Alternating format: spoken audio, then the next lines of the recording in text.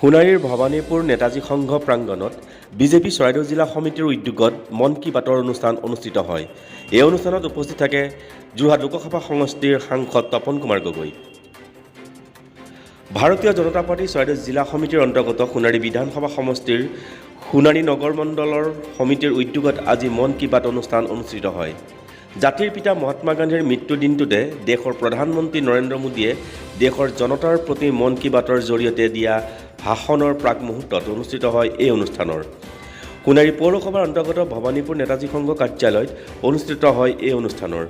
যোৰহাট লোকসভা সমষ্টিৰ সাংসদ তপন কুমাৰ গগৈ, সোণাৰী বিধায়ক ধৰ্মেশ্বৰ কোঁৱৰৰ লগতে চৰাইদেউ জিলা বিজেপিৰ সভাপতি সম্পাদকে প্ৰমুখ্যে কৰি বহুকেইগৰাকী বিশিষ্ট অতিথিৰ উপস্থিতিত অনুষ্ঠিত হয় মন কী বাতৰ অনুষ্ঠান।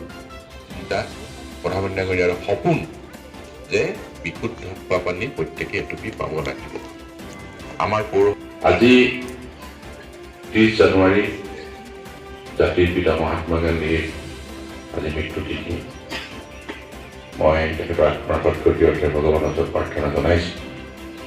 যিগৰাকী নেতৃত্বত দেশে স্বাধীনতা লাভ কৰিলে, আজি আমি আমাৰ স্বাভিমান ৰক্ষা কৰিবৰ কাৰণে, মূৰ তুলি কথা ক'বৰ কাৰণে ভাৰতবৰ্ষত এটা পৰিৱেশ পালোঁ। এই জাতিৰ পিতা মহাত্মা গান্ধীক আজি শ্ৰদ্ধাৰে আমি সোঁৱৰিছোঁ। বিভিন্ন সময়ত আপোনালোকে দেখিছে এই মন কী বাতত বহু গুৰুত্বপূৰ্ণ বক্তব্য প্ৰধানমন্ত্ৰীয়ে কৈ আহিছে।